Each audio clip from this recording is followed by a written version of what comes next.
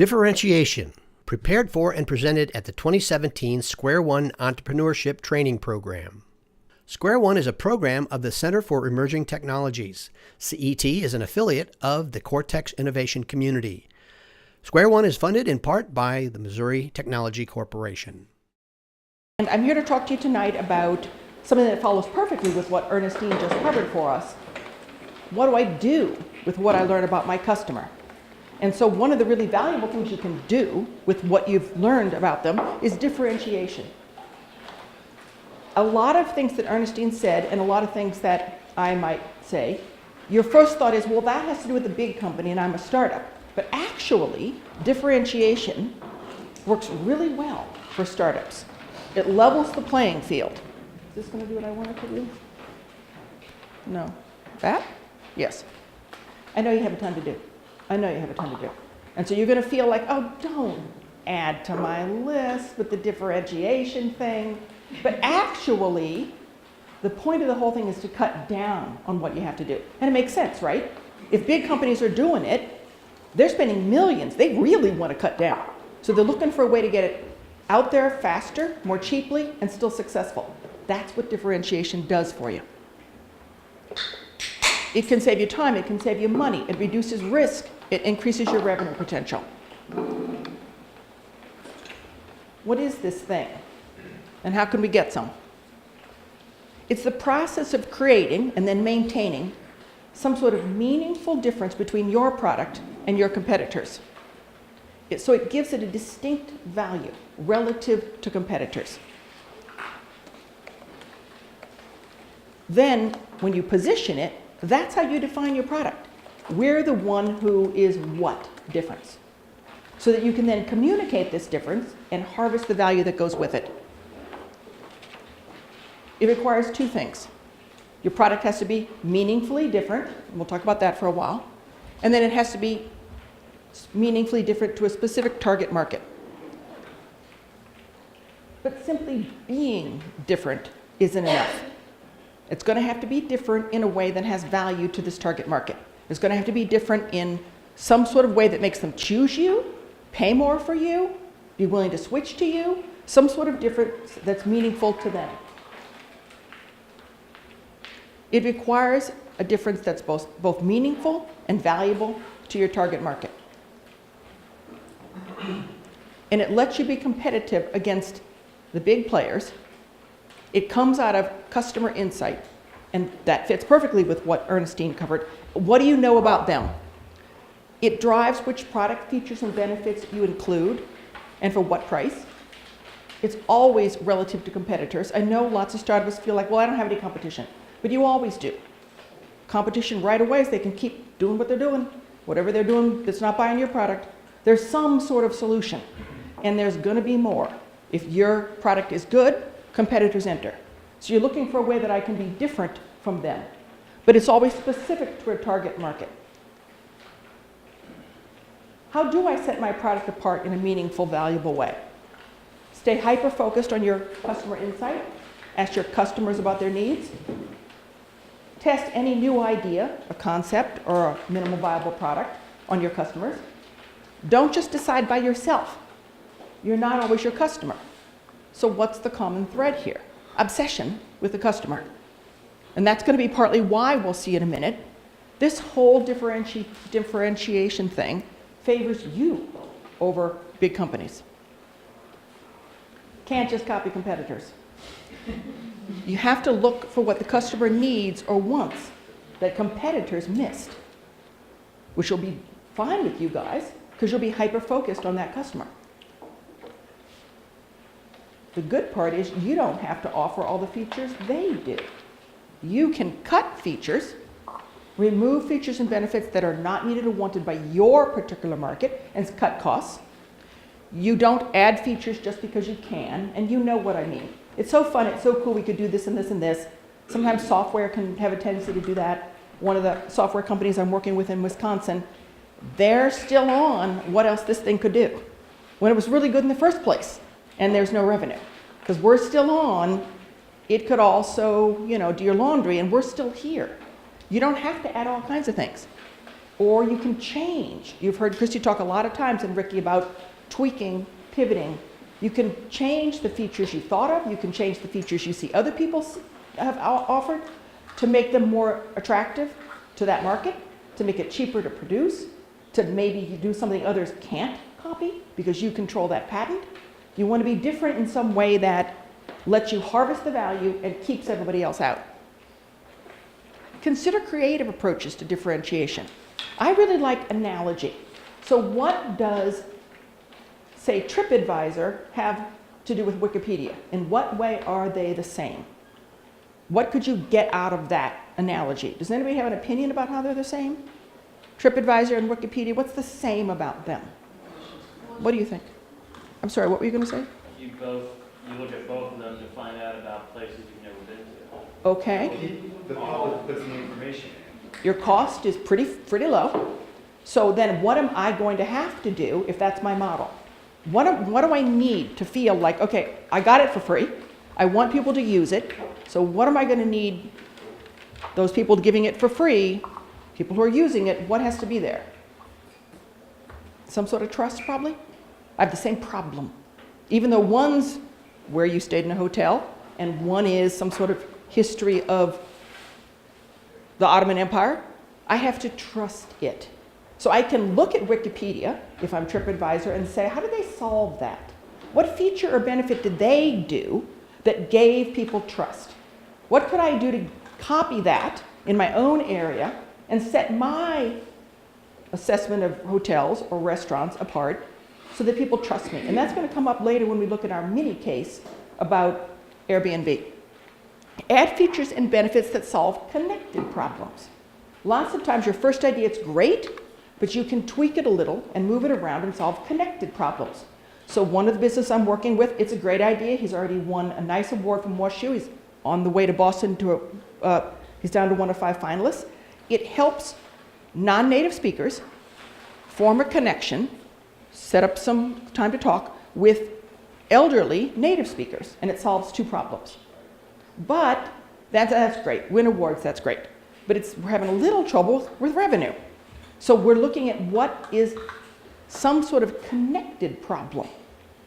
I could have a bake sale. I'm sure they both need to buy shoes, but those aren't connected problems. But what is? So we just brainstorm about either side, what are the problems that they got?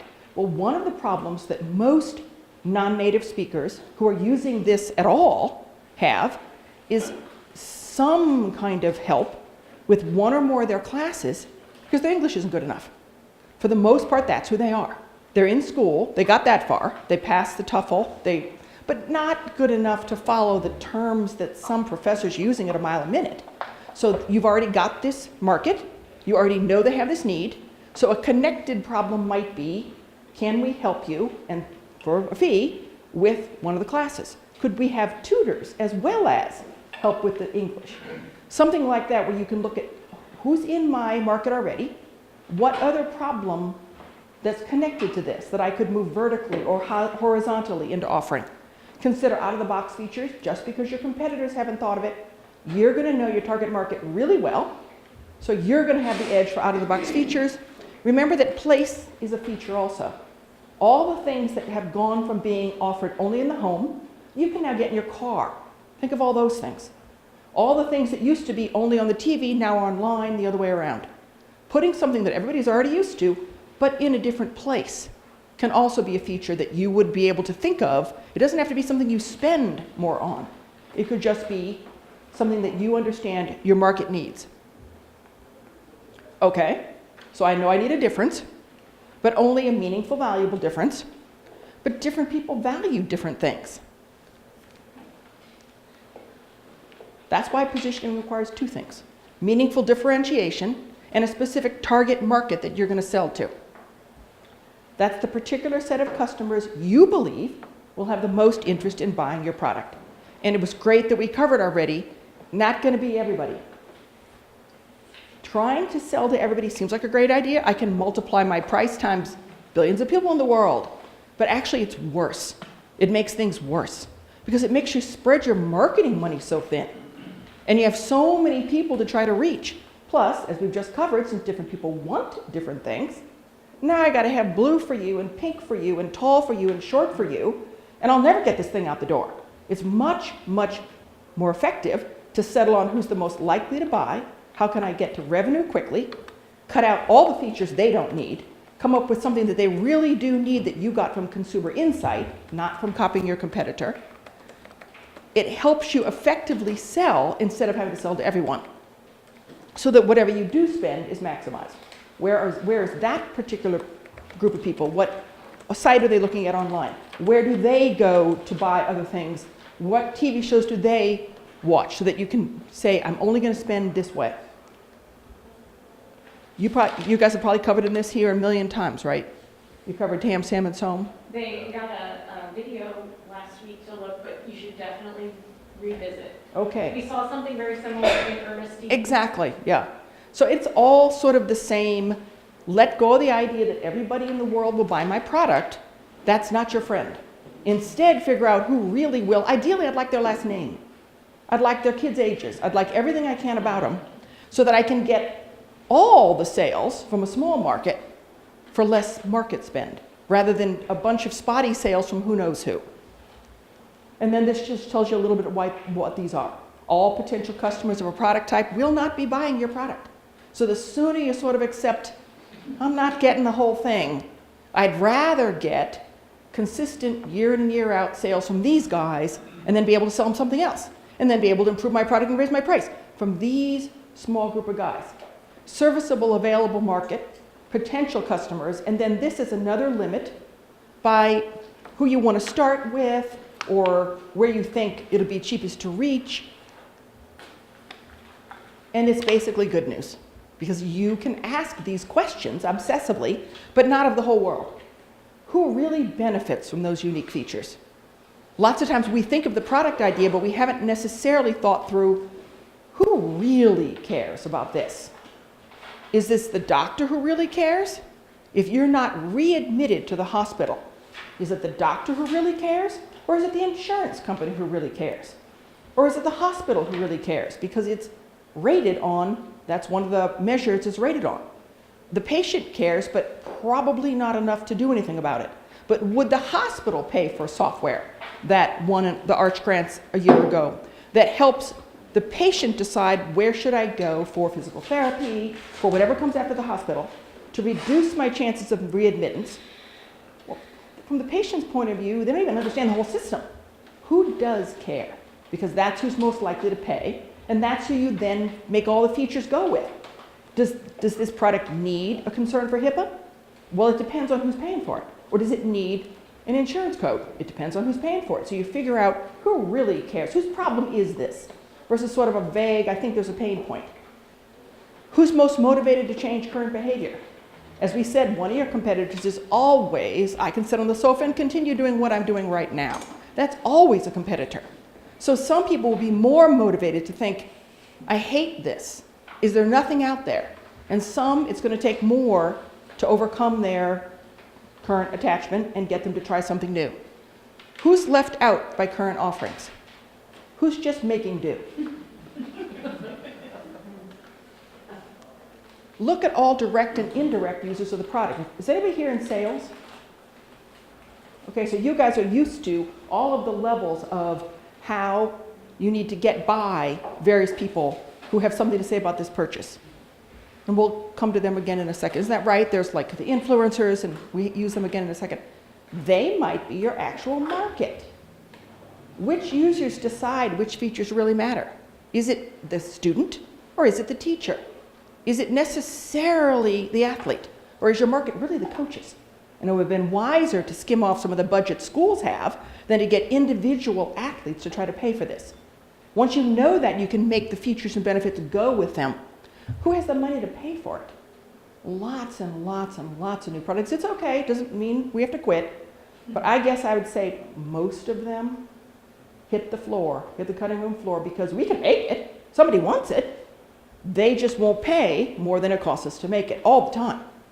So that's a very common one to decide, this is a good idea, somebody needs it, so who has money to pay for it? Lots of schools have more than individuals. The government has more than schools. So where would you decide my target market is Not the schools, but the actual teachers in the classroom. Not the teachers, but the coaches. Who has the money to pay for it? And which ones can you sell to least expensively? Sometimes it's just cheaper and easier to decide, my plan is to go to trade shows and get coaches to pay attention, rather than put ads somewhere where I have to have students see it, bless you. So that you would be able to decide, I'm going to start with this market because I can sell to them least expensively. I know where they are, I know how to sell to them, or I want to go to individuals because I can connect this to something that I know they're looking at online. Whereas if I go to the coaches, I've got to compete with everything else they could spend their budget on. There should be some sort of logic to it, that you decide this is going to be my market, and I move my product around to fit that particular market. And we talked a little bit about the links in the buying chain. Somebody else might decide, somebody else might be a better buyer for this, or you might decide, what's one of my differences, and this is I really like this difference, is that this lets who I want to buy it get it by all the other gatekeepers more easily. Because I understand they're going to have to get the school board, oh, not the school board, they're going to have to get the school board to look at this, and I understand the school board wants to hear what? They want to hear something, test scores up, whatever their dealio may be this year. And so my product has this feature that I put in specifically for this target market, because I understand that principals, or whether they like it or not, they're involved in fundraising. And one of the problems with fundraising that I did not know till I was working on this product is all kinds of scandal and embezzlement. But they keep it quiet, don't blame them, because they'd rather just do without the money than let people know this happened. So they and the school board would love to hear something that says, we can help you raise money, all these people can, but we can help you be more secure with that. So it's knowledge of my customer that's not one more fundraising, selling pizza, selling candy, whatever. But I understand their real problem, which is not just on purpose, but like some parent is doing this and it's kids are paying for it with checks and cash is in a paper bag. It's in a pizza box and it gets lost and who knows where it went, and then there's a lot of bad feeling, and in the end it's just not worth it. Could your product be some sort of fundraiser? Doesn't matter. But its difference would be you can keep this money secure. And then they can go to the gatekeeper and say, I can keep it secure. And you get chosen instead of someone else. So that you're putting in a feature or a benefit that has more to do with how they're going to get it past their gatekeepers than that your pizza is better than someone's candy bars. But it's a feature they care about, that you have as much chance as understanding as anyone else. So we're talking about differentiating your product, but also finding the target market that it wants. Doesn't this seem circular? How can I differentiate it till I know my market? But how can I know my market till I've settled on what it is I'm differentiating? The truth is that it's iterative. Every differentiation or target market identification, either one can come first. But most of the time it's back and forth, back and forth, back and forth. Some of this, some of that. So that's partly why Christy and Ricky keep saying, be willing to pivot, be willing to tweak it. Because as you continue to know your target market, it really shouldn't be heartbreaking. That you've put tons of money and time in, and now you find out that they consider the color pink unlucky. It would be better to keep going back and forth and looking at this not as a huge annoyance, and if only I didn't have annoying customers, I could run my business better, but as a secret source of a way to get ahead, because you can get closer to them than a big company. And you repeat the process until you find the right mix of features and benefits for the right target audience, and by that we mean most profitable. You could also view it as most profitable fast. If I can just get some revenue going, then I'll have a little money for a little market research or a little money to look at expanding, but something that's not defined by somebody else, the big companies do it that way, or this was my original idea. Right means profitable. So I promised you it would do all kinds of things for you. It would save you time, it would save you money, it would reduce uncertainty. How exactly is all this going to happen? Really, it really reduces time. It seems like it doesn't. Now I got to ask these people. They don't even work here. But it does, it saves you time. Because your product cycle can go a lot faster once you've said, ruling out all these people, going to these people, and so I don't have to do everything for everybody in case somebody else might want it. They'll just have to manage without my product, because these are the people that I'm going to make it for. Marketing plan development is so much faster. These places, not these. So that you just, I'll get to that on my second million. But right now, this is who I got to talk to and find out where they are. Customer identification, much faster. Creating your selling story, it's so much easier when you've said, we're talking to the coaches, because that's who has the budget. I know the students care. I'm going to think about a way to get the parents to endorse. Talking to the coaches. So then what you'd say to them is so different, because it's their career that's affected by whether their students move forward, but they're not going to get a college scholarship with it. It's an entirely different selling story based on who you think is going to pay for this, and a different problem. They have to go to the principal. They don't have to go to their parents. They don't have to go to the school board. They have to go to the principal and say, I want this software that tracks all my athletes' stats so they can get taken by a college. Please pay the bill. They have a different problem. So you're helping them solve a different problem. And then you can do much more financial modeling because you don't have so many variables. When I see these startups do financial marketing, the market is just either massive or made up. At least you know, it might be a little disappointing, but at least you know there's only 3 coaches in the country. So charging $5 times 3 is not good. At least you'll know. Instead of having it just be, well, everyone, or sort of made up. Really, people who are very far along say, I just plug that in. Okay, you can't just multiply 2 things if you've made one of them up. But we'll do it all the time. So in theory. We'll say that a couple more times. Yes, exactly. Yes, this multiplication sign is not magic sprinkly dust. So it helps you say, okay, I can research how many coaches there are in high school whose students then go on to college, and that's a reasonable thing to say. And then I'm going to limit by what geography I'm going to start with, and then I'm going to limit by what schools don't have the money at all or are so fancy they're beyond me, and that's a reasonable number. It reduces all the costs associated with time savings plus product production costs, so that you don't have to keep adding and adding and adding and never launching. You're so much faster to a beta, to a minimum viable product, because you defined it as these people for this problem today. And then when I get some money from that, I might move from that to, would college coaches like it in order to get them into the pros? How does this work? But it's not the thing that it's great to feel it. We could also, but that can't be the final answer. That's sort of gathering the possible markets, but it can't be the final answer.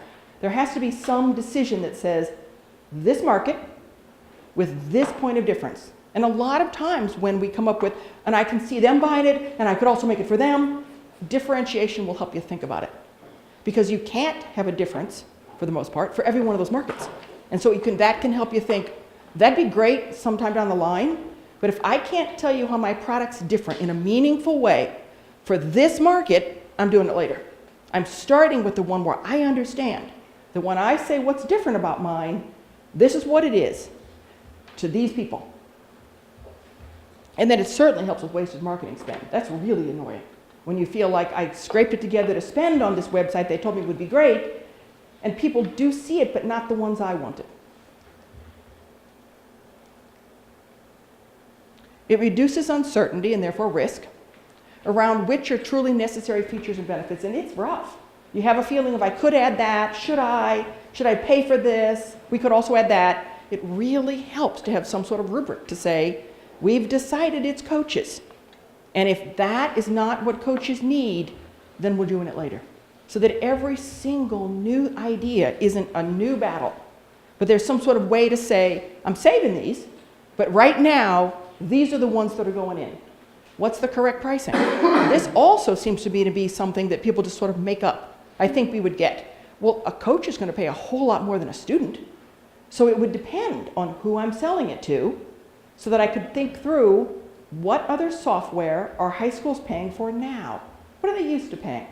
So they would consider that a normal cost of SaaS. This is the way software works. What else is my coach spending? What's he paying for his other things coaches buy? So his total budget is got to come out of that. Some sense of what could I get for this? Your price is never going to be, this is what it cost me to make it, times this percent. It's always going to be, what can I get? So it's either going to be, what can I get from this target market by claiming I've got this difference. If that number's too low, you get a different product target market, you get a different difference. And it can't be, this is what it cost me to make it, times this percentage, and the other way around. You could have gotten twice as much. Either they're not going to pay it, and you have to find a different target market or a different difference, or they would have paid more. What it cost you to make it is in some ways irrelevant, other than deciding, well, this can't go on, I'm not going to make any money. I have to change my product or change my market. But it shouldn't be the cap to it. And how can you know the cap? If you knew right now what those coaches were spending, you'd think, seriously? You got money to burn, and here's what I can do for you, because I know that your career is not about a new field. You get measured on whether those kids get a scholarship. I know you do. So therefore, this is going to be really valuable to you. And how do I know that? I'm only researching a tiny piece. And I'm researching it really well. What are the right distribution channels? That helps a lot. Maybe a trade show where coaches go, and I don't have to do it, some sort of ad in some sort of educational magazine that's massively distributed but expensive. What are meaningful marketing messages? It's one thing to say, get these kids into a good college. It's another thing to say, playing a sport will help them be happier and healthier. I might say that to the parent if I wanted to start him in a sport. But I wouldn't say to the parents of a first grader, get him into college with it. It would depend on who I was talking to, what I'm claiming, and then which branding strategies will work best. It protects you from unnecessary price pressure. You can see that price is one of my areas that I work with a lot. And what you really don't want is to have to go in saying, my difference is I'm cheaper. Why? Why? Why should you do that with your time? You're looking for, how can I charge as much value as I'm delivering? And I got that value, not by manufacturing, and therefore I have to have a markup, but by my own brain, figuring out what people wanted. That's the value I captured, and I want to be compensated. Not, well, it costs this much to make, so I'll just mark it up a little. Unnecessary price pressure means you're not different enough. They should be choosing you, not $1 quadrillion. They'll just go home and do without. But they should choose you because that's the one that does. That's the one that gives. That's the one that fits. Not, it's a couple cents cheaper. And so the price should not be about, well, it's cheaper, it's a little bit more expensive, but that's the one that understands me. That's the only one that has. Well, I'm also getting, because we talked about adding benefits that are a side benefit, well, I'm also getting, so that you're harvesting the value because you understand them better. Not because you can produce it cheaply. Probably can't compared to a big company. You want to avoid having to compete on price. If done well, your product captures the entire piece of a smaller but more lucrative market. And you can do this iteratively. You can get to this point and think, well, that was dumb. There's no money in it. But you can just go back and say, okay, what feature or benefit could I add now that I know my market really well? If I can't get that market to pay, which one would? And then I'd have to add features and benefits for them. But you could do that because it's iterative. You're not going to go way down the path of all the coding, all the making, and then think, who's going to buy this? What would they pay? Instead, you do it in the very beginning and you just keep going around in that circle so that you don't have a lot invested before you figure out they won't pay me for what I have developed. Instead, you develop it thinking, who would pay me? So that you can get a small but lucrative market to get going. How exactly is this a secret weapon for startups? Because they go with what you're best at. And they're tough for a big company, which is why lots of big companies are simply outsourcing it. It's tough for a big company. They've got the way they've done it. They've got the way they've always done it. Do you think so? You were talking about being at big companies? It is. The way they've always done it, the way they do it. This is the research we paid for last year. We can't possibly think about it differently this year. It's just harder for them. You've got the edge. You might not have a huge budget, but you can be much more nimble, and you can be closer to your customer, and you can use all of Ernestine's ideas to think, how can I ask them specific questions that are meaningful so that I don't have to have a huge budget? I can have insight. These tools play to your strength. They favor the entrepreneur. You can understand your customer better. You can see needs others miss. You can ideate about features and benefits with a fresh approach. But the key word is can. If you really just build what you want to build because that's what you thought of, then you don't get any of these benefits. And instead of the politics you mentioned, where I can't possibly do it differently because my boss's boss, not making it up, boss's wife had this idea. Millions of dollars because Jim's wife thought we should do it that way. Not making it up. It is so true. So you can see where you can win this game. You can win this game, but you have to do it. If you're just going to decide, well, my boss's wife isn't making me, but I'm doing it because that's what I thought of 6 months ago and can't change, might as well work at a big company and have your boss's wife decide because you're doing that to yourself. This is what I thought of and I can't possibly iterate. You want to, it's your friend. Even though it's a little annoying, it's your friend to find out, oh really? So you don't have the money, so who does? Oh, so I'd have to add this benefit. Which one could I take off? This is your friend because you can go faster and they can't. Let's look at the micro case study a little bit. Traditional hotels versus Airbnb. And talk about what features and benefits of each one help it appeal to its target market. So if you think of their target markets as business travelers, high-end travelers, why high-end travelers? Why do they continually choose traditional hotels? Pardon me? The company's paying for it and reward points. That's true about business travelers. They're not paying the bill. Why high-end travelers? They like the exclusivity Service. of the thing. So the service is a perfect example of they're not just a room with a bed. The traditional hotel, the higher end one, has other features and benefits that it's added on. So I don't just want a hotel room and a shower. I want my luggage brought up and recommendations for nice restaurants and them to call the cab for me or whatever it is they're getting that Airbnb is not doing. Those are extra little things that if I want them, you can see I'm like, I don't care. I have to have those. And traditional hotels can just charge for it. Why large groups and like weddings? Why would they continue to go here and not to Airbnb? Because they need a lot more than a room and a shower. They need a facility, preferably on site. Traditional hotels tend to be relatively large, so everyone can stay in one place, so then you don't have people getting lost and being late to the wedding because they're stuck in a cab. And even though they're all coming to the same wedding, they're not necessarily as groupy. It might be somebody else's cousin. It might be, somebody else's grandmother. You want your own room. You don't want to share the kitchen and the living room and have us all be groupie. So they're meeting a need that if you were in this space, you would identify as maybe privacy, maybe a big block. They need lots of them. So that there's more than just, in this case, a hotel and a shower. There's all these features and benefits that you could decide, I'm going to just stop offering them. Or if you're trying to compete with Airbnb, I'm going to offer them more. Or I'm going to stop marketing to a certain group and just talk to wedding people exclusively because that's who I think will choose my features and benefits. Why the risk-averse traveler? Why don't they just hide under the bed? They want it to be smooth. They want to get there, have everything right, it's paid for. Anyone ever done Airbnb? It's weird. Yeah. I do a lot. It's interesting. It's not necessarily perfect every time. It's an adventure. It's an adventure. But so that if you felt like, I don't want an adventure. My child has serious asthma. If a dog walked near this house, I'm out of luck. I'm seriously celiac, and I really don't want a problem.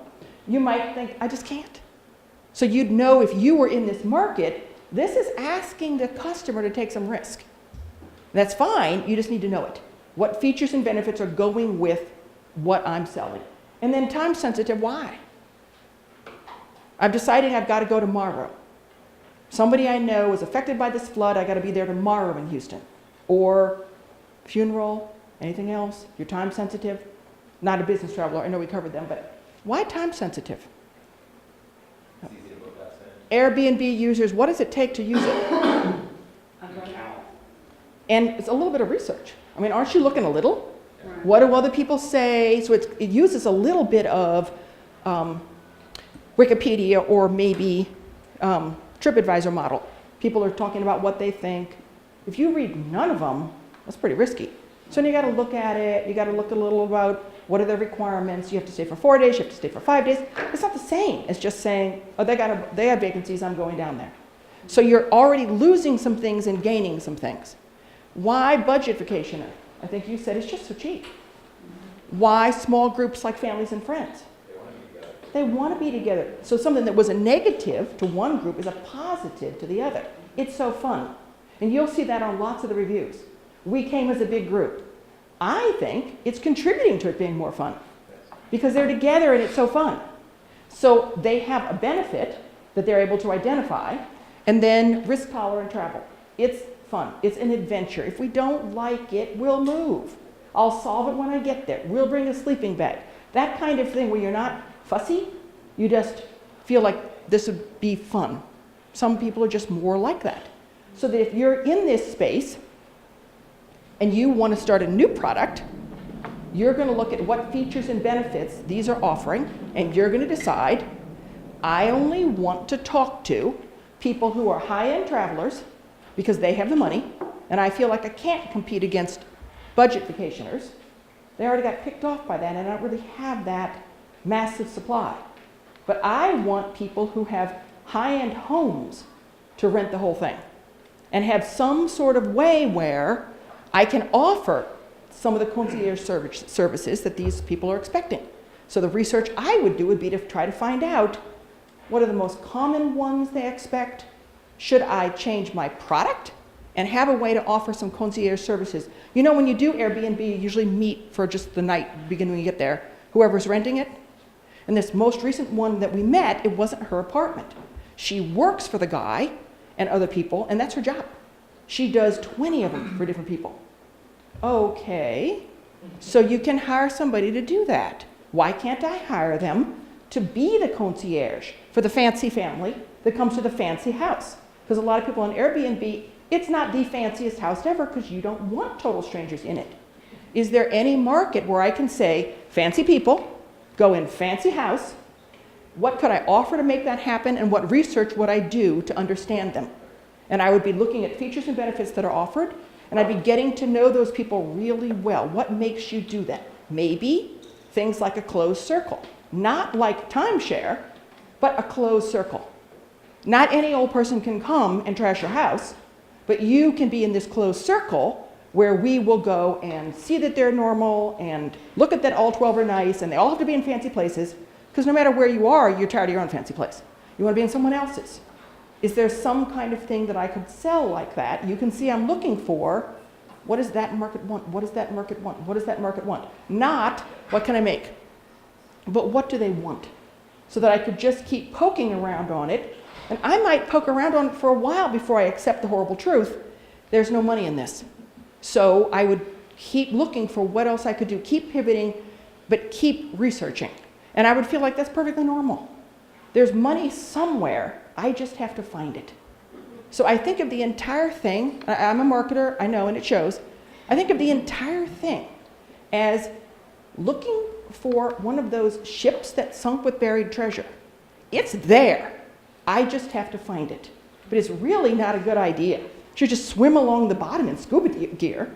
It makes much more sense to do some research first so that when I go and get this, it's where I thought it would be. It's there. You just have to find it. But I would prefer, while I'm doing this research, to just think clearly, okay, what is it? What's it going to take to bring it up? And I don't want my competitors coming there first. So I'm always looking for where's the value. And if I have to do some work and I'm wrong, it's not there, it's here, I expected that to be part of the process. I'm not wedded to that particular coordinate. It's there, I just have to find it. Review of the steps. You're going to leverage the strengths that come with being a startup. your ability to get close to your customer, and your own insights into what your customer really needs and value. And that's just thinking. You can do that because you have all day to think about it. You don't have to go to boring meetings about whatever big companies are going to boring meetings about. You can think about it. What does it mean? We did for Airbnb and traditional hotels. What does it mean?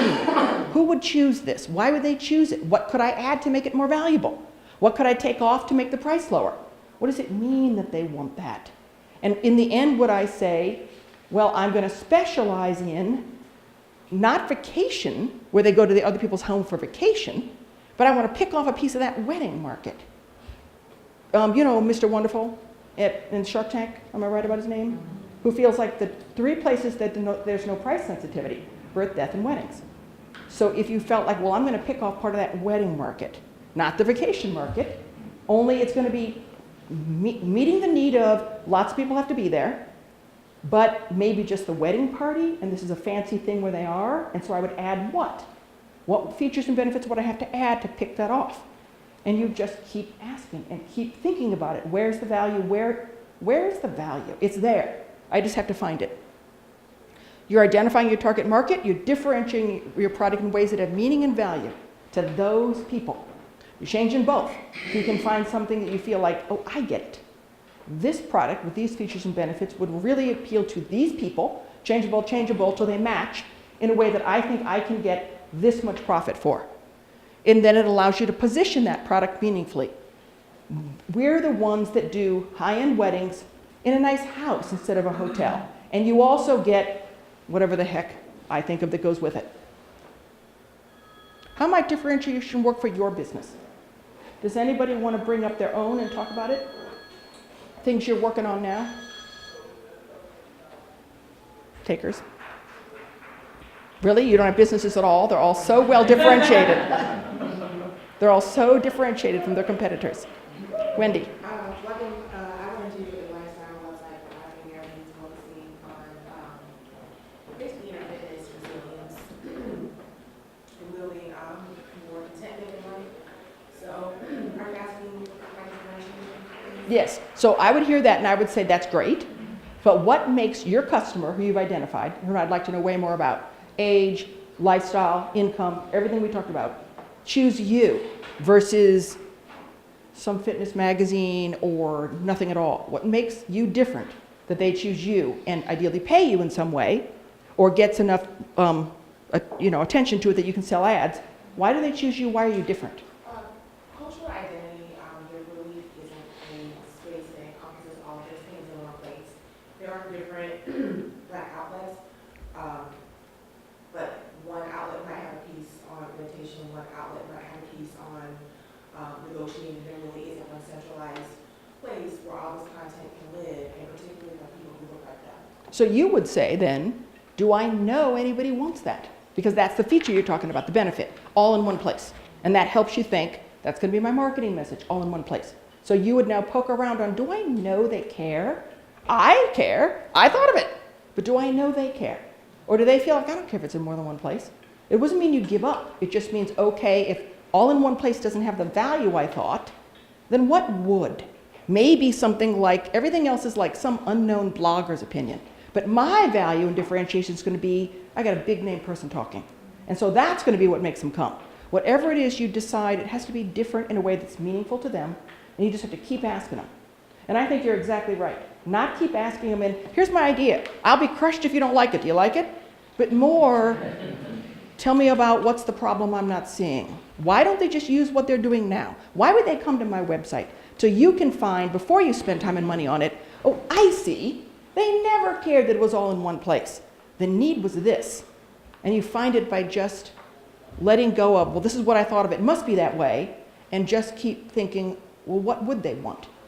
And then if that's the answer, and you really feel like my customer told me, I really feel good about it, how much can you charge? How much is it worth it to them that this is all in one place? 2 pennies more than they're spending now is not great. You're looking for, it's really worth it to them, or I don't care, I just need this many eyeballs because that's what the person I'm selling ads to requires. So you see how these fit into your revenue model. Anyone else? Yes? I have an end-of-life docu-media management company in one of my customer segments is financial planners. And I'm trying to engage a financial planner to use my service, be, if he's the influence and the gatekeeper, to now become the payer for his clients. Currently, I do not believe he wants to engage his large firms. Same type of program that will limit his transitionability between firms, nor at the same time does he want to rep that to his clients because they don't want that firm to know all of their financials as well. So Okay. engage a third-party service that isn't allied with any firms. Is that a differentiation? It's a different person who's going to buy it, that the third-party firm, who wouldn't be allied with either one. I'm So, a third party. okay, so your product is different than someone else in what way? Then what the firms offer a service like this I see. to their clients already, a secure Yeah, lot. and people don't choose it because of what? What's their problem with it? Because I think the financial services reps are not representing that product to their clients. I They see. they don't want their clients to plug in that way. I think it probably reduces their mobility between firms. I see. If everything's at one place. So you're identifying a problem in the market and you're saying, who cares about this problem enough to pay? Right. So it doesn't sound like it's necessarily the individual who cares. It's the Individual financial might care. services person who might care. Maybe a little on the individual as well. So that's what you would do. You would go through, who's bothered by this? I figured out there's a problem in the market, so there's value there somewhere. Who's bothered by this enough to care? Sure. So that in the end you might decide, well, I can't do this as an individual, even though I see that the big groups who are selling it, there's a misalignment. So no one's buying it. They don't have any incentive to sell it. Right. But individually I can't. So who might? Would chains of funeral homes? Would any kind of senior care facility? Would they feel like we don't want you to leave. We want you to stay here, so we're offering this as something that we give to our customers for free. Would it be something that you could give a discount on for people who just tour those facilities? They have massive marketing budgets, and they're a big problem because there's massive competition. And so you might fit in with one of them who has a similar problem, but you're doing the right thing to think, there's a problem, who cares enough to pay? And I figure it's the influencer or the gatekeeper that are actually going to be the payee, not the actual producer or the management in some beauty profile.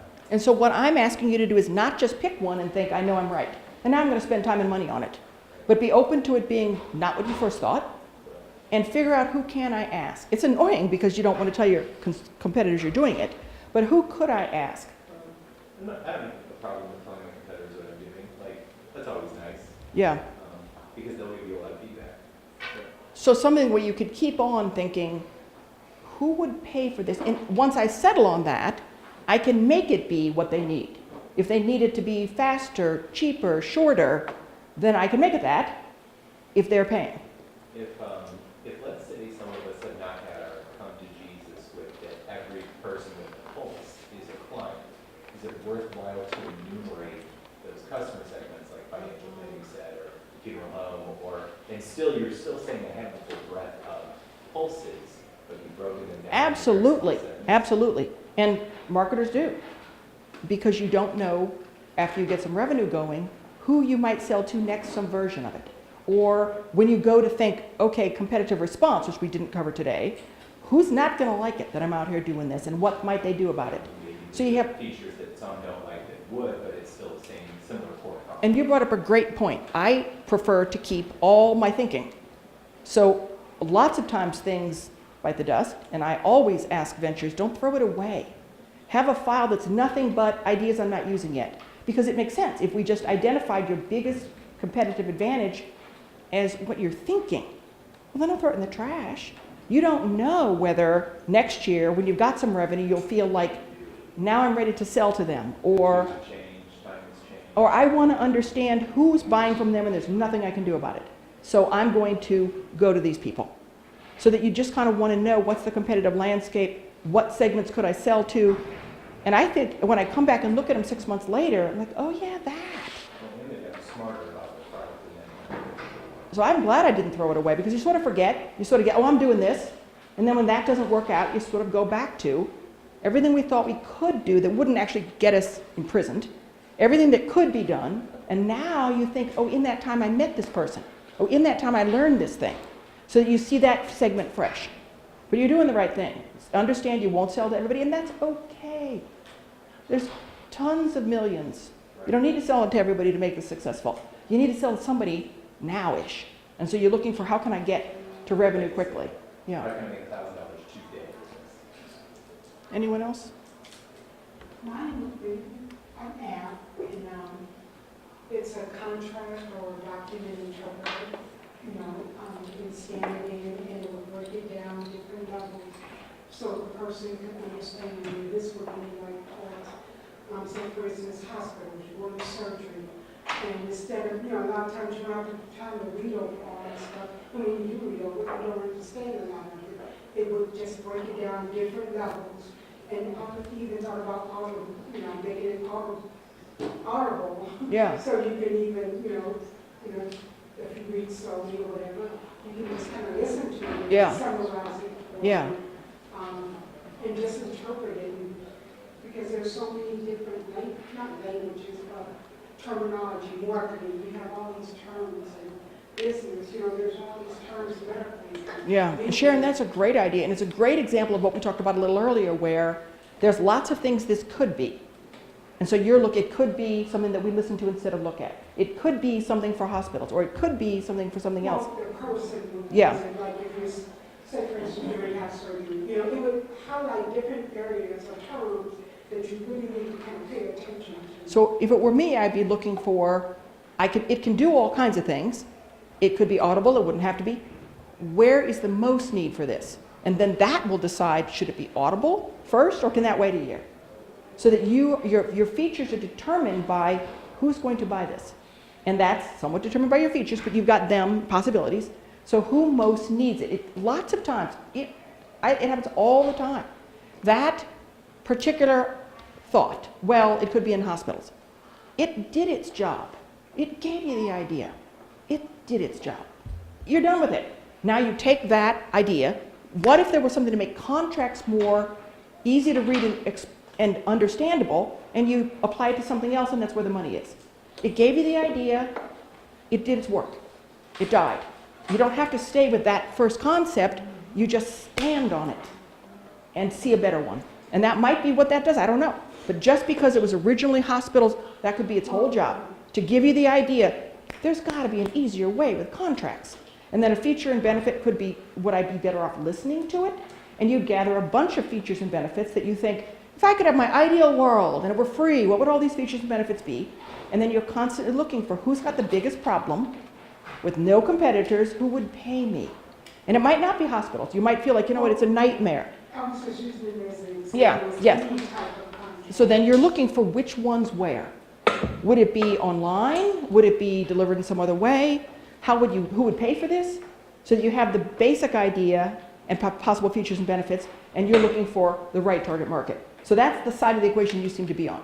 More features and benefits, looking for a target market, and that's okay. That's what you should be doing. And then as you get one, which features and benefits need to be paid for now become more clear. But you're always just letting a lot of it go. And it's lots easier if you only have to let it go for now. Put it in a file, revisit it in a year. You don't have to kill all your favorite children. Just let it go for now. And figure out a target market with some features and benefits that are different in a meaningful way that I can sell quickly. And then revisit some of these other target markets, features I could have added, so that you're not the person bogged down in coding more and more and more things, and it's never left, or continuing to make the thing you first envisioned, and nobody wants to buy it. Does anyone else want to throw their idea under the bus? Yes? Mine is scheduling activities. Mine is scheduling activities. So we want to form a community of parents who go to the same activity so that if they need to carpooling that, they can get that. Right now, the coaches send feedback and announcements in different ways. We want to centralize that so that they are through our app, they send feedback, any kids' feedback, whether they have to improve something or they have to work on something, and any modifications, changes to the classes or something like that. Okay, so think about two things. Who's the best person to pay for that? The coaches, Would it be- or the companies who will be putting Why would the companies care to pay? Because if we are providing a web platform that gives the schedule of what the schedule for the classes are. Uh-huh. So that schedule the parents will have it, and then coaches will give. No, I get how it works. So rethink who would pay for that. Would it be the schools? Yes. Would it be, so not companies, schools? Okay. Okay, so it sounds to me like there's a few features bouncing around, and they're an example of something that you might decide that would be great if it lets you give feedback and let you make announcements. But I'm going to start with, all it does is let you schedule and find out from talking to your customer, if I launch it and it just lets you schedule, you won't buy it because it doesn't have feedback, well then you got to have that feature. But maybe they don't care. Just because you can add the feature doesn't mean you have to add the feature, because everyone's expensive. Not just your time and money, but complexity. Now they got to learn it. And it's the people who are in sales know what I mean. That horrible, horrible thing where you're going through it, it does this and it does this. We know we don't need that piece. They have a feeling of I'm paying for something I don't need. It's very unpleasant. You're better off to find out exactly what they need. Not what you can code, not what you think would be fun, but what they say. So that you feel like I made these for you. Every single thing is essentially custom made for your target market. They didn't want this, so I just didn't bother with it. They wanted this, so I knocked myself out to get it. Not what I can make, and particularly not what my competitors make, but what I figured out this target market wants. Anybody else? I know Christy wants to move on. We're coming to the end. Thank you all very much.